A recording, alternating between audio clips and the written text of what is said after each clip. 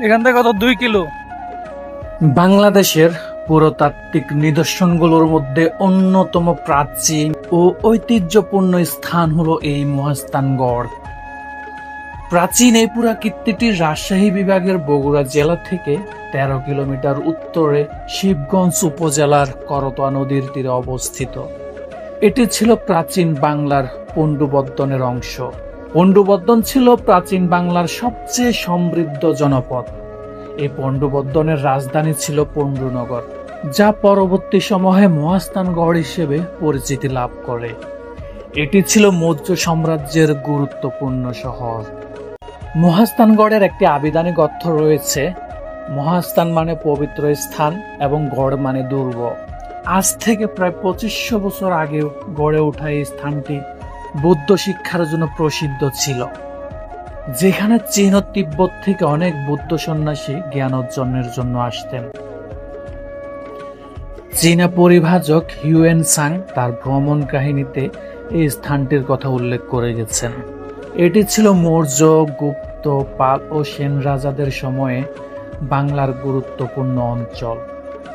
এছাড়া মুসলিম শাসন আমলেও এর গুরুত্ব ছিল, কিন্তু এখন সেসবের ধ্বংসাবশেষ অবশিষ্ট রয়েছে মাত্র। তবু সগর্বে দাঁড়িয়ে আছে মহাস্থানগড়। বর্তমানে এটি প্রত্নতত্ত্ব অধিদপ্তর কর্তৃক সংরক্ষিত রয়েছে। 2016 সালে একে সার্কের সাংস্কৃতিক রাজধানী হিসেবে ঘোষণা করা হয়। 60-এর দশকে এবং পরবর্তীতে 1988 থেকে 1991 সাল পর্যন্ত এখানে ব্যাপক খনন কাজ পরিচালিত হয়, যার ফলে বিভিন্ন প্রত্নতান্ত্রিক স্থান আবিষ্কৃত হয়েছে, যেমন পরশুরামের প্রাসাদ, মাজার এলাকা, খোদার পাথর বিটা, মানবকালীর কুণ্ড ধাপ ইত্যাদি। 1931 সালে আবিষ্কৃত একটি চুনা পাথরের স্ল্যাব থেকে জানা যায় এই স্থানটি কমপক্ষে খ্রিস্টপূর্ব 3য় শতাব্দী থেকে মৌর্য সাম্রাজ্যের অধীনে একটি গুরুত্বপূর্ণ শহর ছিল। এখানে শহর গড়ে ওঠার অন্যতম কারণ হলো এটি বাংলাদেশের উঁচু অঞ্চলগুলোর মধ্যে একটি। সমুদ্রপৃষ্ঠ থেকে প্রায় 36 মিটার উঁচু এই এলাকা প্রাকৃতিকভাবে বন্যামুক্ত ছিল। মহাস্থানের চারদিকে প্রাচীর দিয়ে বেষ্টন করে রেখেছে। প্রাচীর বেষ্টিত এই নগরীর মধ্যে রয়েছে বিভিন্ন আমলের প্রত্নতান্ত্রিক নিদর্শন। শহরের কেন্দ্রে অবস্থিত দুর্গটি উপর থেকে দেখতে আয়তাকার। এটি উত্তর দক্ষিণে 1.523 কিলোমিটার এবং পূর্ব পশ্চিমে 1.371 কিলোমিটার পর্যন্ত বিস্তৃত। আশেপাশের এলাকা থেকে দুর্গ প্রাচীরটি প্রায় 11 থেকে 13 মিটার উঁচু ছিল। সেন বংশের শেষ রাজা লক্ষণ সেন গৌড়ের রাজত্ব থাকার সময়ে এই গড় অরক্ষিত ছিল। সে সময় মহাস্থানগড়ের রাজা ছিলেন নল, কিন্তু ভাই নীলের সাথে তার বিরোধ লেগেই থাকত। সে সময় এক অভিশপ্ত ব্রাহ্মণ এই এলাকায় আসেন। তিনি তার পাপের প্রায়শ্চিত্ত করতে ভারতের দক্ষিণাত্যের শ্রীক্ষেত্র থেকে এখানে আসেন। তিনি পরশু বা কুঠার দিয়ে নিজের মাকে হত্যার দায়ে অভিশপ্ত ছিলেন। তিনি এই দুই ভাই রাজা নল ও ভাই নীলের বিরোধ মেটানোর নাম করে কৌশলে নিজেই রাজা হয়ে যান। ইতিহাসে তিনি পরশুরাম হিসেবে পরিচিত হলেও তার আসল নাম ছিল রাম। কিন্তু রাজা হওয়ার পর তিনি অত্যাচারী শাসক হিসেবে আত্মপ্রকাশ করেন। তার অত্যাচারে যখন এলাকার জনগণ অতিষ্ঠ হয়ে পড়ে, তখন এইখানে এক আধ্যাত্মিক শক্তিধারী দরবেশের আগমন ঘটে। তার নাম ছিলেন হযরত শাহ সুলতান মাহমুদ বলখি আলাইহি ওয়াসাল্লাম। তিনি মাছের পিঠে করে সে সময়ের বিশাল করতোয়া নদী পার হয়ে মহাস্থানগড়ে আসেন। এই জন্য তার আরেক নাম হয় মাহিসাওয়ার, যার অর্থ মাছের পিঠে আরোহণকারী। তিনি আফগানিস্তানের বলখি নগর থেকে এই বাংলায় এসেছিলেন ইসলাম প্রচার করতে। তিনি সাথে করে অনেক অনুসারীও নিয়ে আসেন। মহাস্থানগড়ে এসে তিনি ইসলাম ধর্ম প্রচার শুরু করলে স্থানীয় রাজা পরশুরামের সাথে তার বিরোধ হয়।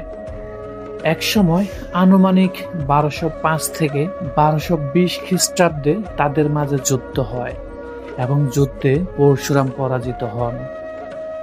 কথিত আছে জিয়তকুণ্ড নামে একটি কূপের পানি পান করে পরশুরামের আহত সৈন্যরা সুস্থ হয়ে যেত।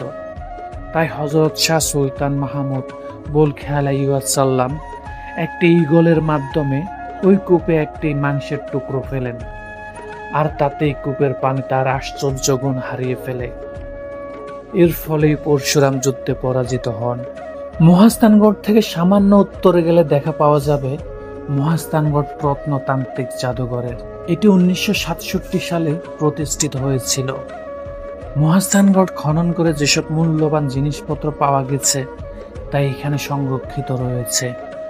এর মধ্যে উল্লেখযোগ্য হল হিন্দু বৌদ্ধ ধর্মের বিভিন্ন দেবদেবতার মূর্তি, বিভিন্ন যুগের মুদ্রা, স্মারকলিপি, মাটির তৈজসপত্র, পোড়ামাটির ফলক, সিলমোহর, শিলালিপি, আত্মরক্ষার অস্ত্র, মূল্যবান অলংকার সামগ্রী, সোনা, রূপা, লোহা, কাঁসা, তামা সহ বিভিন্ন মূল্যবান ধাতব সামগ্রী। মহাস্থানগড়ের পূর্ব দিক ঘিরে রয়েছে করতোয়া নদী। রাজা পরশুরামের বোন ছিলেন শিলাদেবী।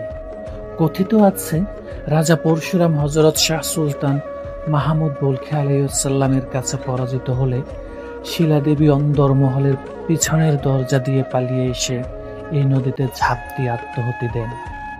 এখনো প্রতি বছর অনেক হিন্দু ধর্মাবলম্বী ভক্ত এসে এখানে পূজা দেন এবং স্নান করেন। মহাস্থানগড় জাদুঘরের ঠিক সামনে অবস্থিত গোবিন্দ ভিটা, অর্থাৎ দেবতা বিষ্ণুর আবাসস্থল।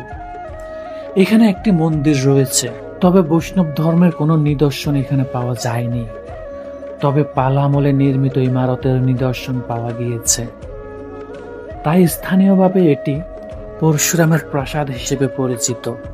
14 শতকের দিকে শামসুদ্দিন ইলিয়াস শাহ গৌড়, বঙ্গ, পন্ড্র, হরিকেল নিয়ে বাঙালা নামে রাজ্য গড়ে তোলার ফলে মহাস্থানগড়ের গুরুত্ব কমে আসতে থাকে। ফলে 15 শতকের দিকে মহাস্থানগড়ে মানুষের আনাগোনা কমে যায় এবং এটি তার পূর্বের অস্তিত্ব হারিয়ে ফেলে। কালক্রমে এটি ধ্বংসস্তূপে পরিণত হয়।